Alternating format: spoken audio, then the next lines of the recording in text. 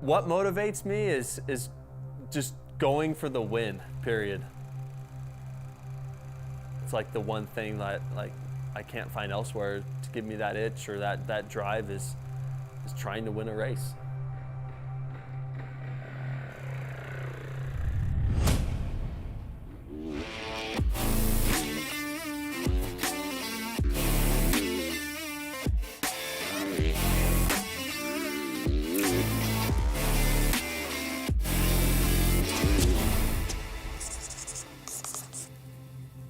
I'm ELIC TOMAC, and I'm from Cortez, Colorado.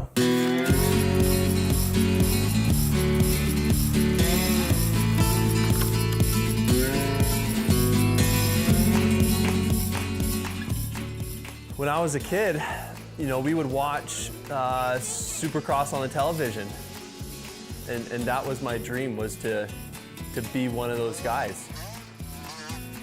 Pretty crazy to be living that dream. So I got my first bike, it was Christmas, I think I was 4 years old, PW50, and that's where it all started. You guys, first motorbike, woo-hoo! 5 years old, Christmas morning, December 25th, 1997, on his Yamaha, here he goes, whee! Money light! My first race was actually in Mancus. That's just 45 minutes up the road from where our ranch is at here. Yeah, when you're up here, it's like epic. I call this place the ranch. This is my dad's property. Growing up on a ranch it's different, but I wouldn't trade it for anything. I mean, you can go out and basically do whatever you want to do. You're building dirt jumps with your buddies, you're driving RC cars, riding your dirt bikes, whatever it may be. It's just you go out your back door and you just go do it. So this track right here, it's a little bit covered in weeds, but this is where we had our very first track on the farm.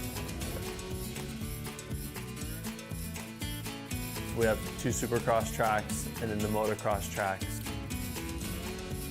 It's our training grounds. It's where I spend 9.5 months of the year. Yeah. So should we just do like half and half kind of thing? We could, yeah. I'd like to, especially like a turn like this, and you coming down and landing, I'd like to see if we can just pick that throttle up as early as we can. So my dad has a professional mountain bike background.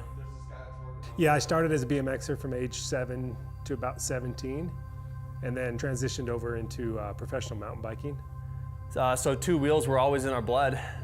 Mountain biking was brand new in the mid-'80s, and I got into mountain biking. There was nothing as far as any type of guidance or coaching, or I was just using some road cycling training techniques that I just learned, some with some coaching and some on my own.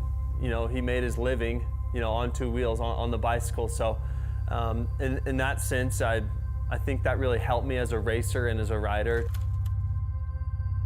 He has a good eye. He's watched me enough now. Like he knows, you know, when I miss something or what I need to work on that way, and I trust his word for it. That's a huge thing. Is can you trust the guy that's training you, right?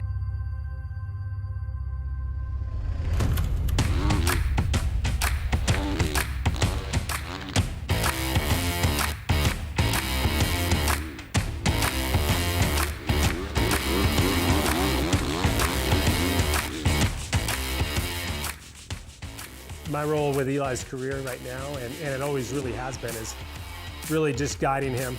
He's out on the practice track with me. My background, a lot of times I did a lot of my training on my own, so I preferred to be a little more private with my training, and then I kind of carried that over to Eli, and it was a little bit old school in that the guys kind of used to be that way. He's doing my contracts for me. And his scheduling, and really his business arrangements too, because in my sport I did a lot of my management for 15 years, so for me it was a natural transition for me to help him with his. What do we got pulling up over there? The General. Watch out.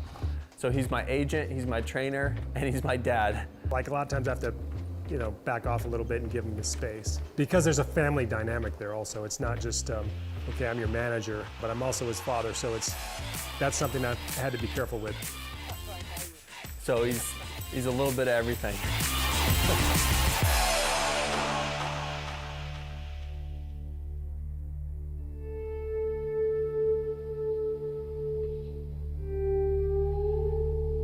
I always felt like because I was an athlete for 15 years, I had a perspective of, okay, how hard is this on you, like completely on you, like mentally, physically, everything.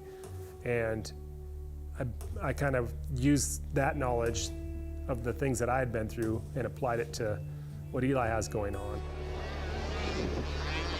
ELIC TOMAC, number 33. Eli looking good out there. When he got to a certain level, I'm like, okay, this guy's good enough to do this. We're gonna lay it out. And then it's up to them, really, you know.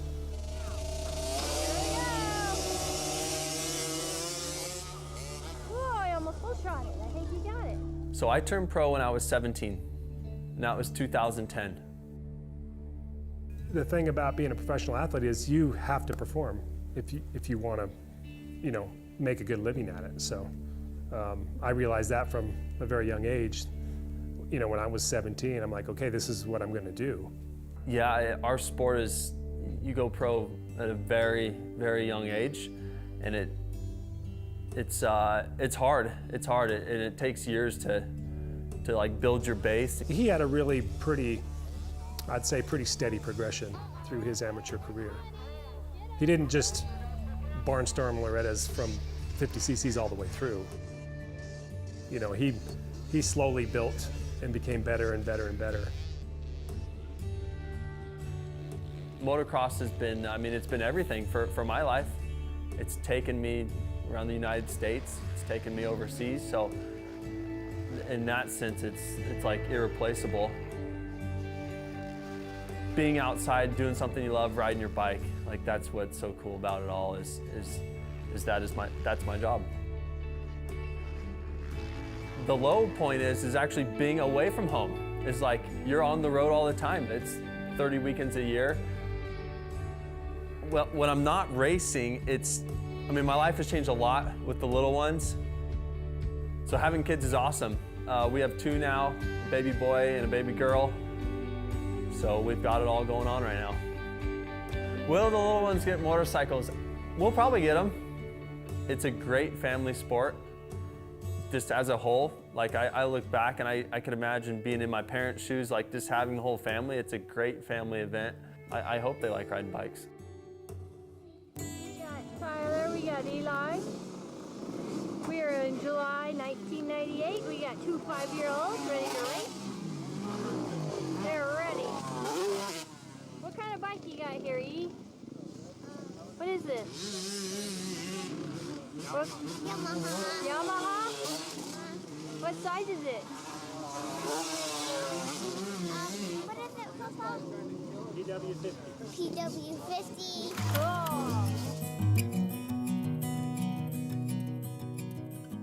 The 2022 season's, it's gonna be a whole new look for Eli. I've got a new motorcycle. I'm on a Yamaha now, so that's a big deal for us. That's why it was tough, like it. New track, new bike. It was kind of butt pucker. The first session. It's like I was a supercross track in 6 months, oh my God, and now I'm on a new bike. I really do feel like it's gonna be a good situation for me, so, and give me a good opportunity to try to win races. So next season will be my 12th season of racing. I still love doing it.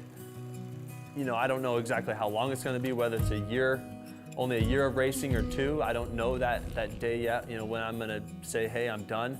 With Eli, I'm like, don't ever say you're gonna retire at the end of this year or that year. I was like, you're gonna know when you've had enough and when you're done. And I'm like, when your motivation is gone to race and to win, then you know that the time is getting close. One thing I have told myself is, as long as I can win a race and be like in the hunt for that win, you know, or be battling for the lead. But the day I lose that, I feel like, hey, maybe now it's time to let it go, you know? So for goals, I'm really close to like checking all the goals off, but the problem with like racing is that you get just addicted to like going after the checkered flag and winning. So that's kind of like a never-ending thing you want as a racer. So big picture-wise, I've kind of checked everything off the box, but the chase of winning races never really goes away. So that's why I'm still here and why I still like to do it.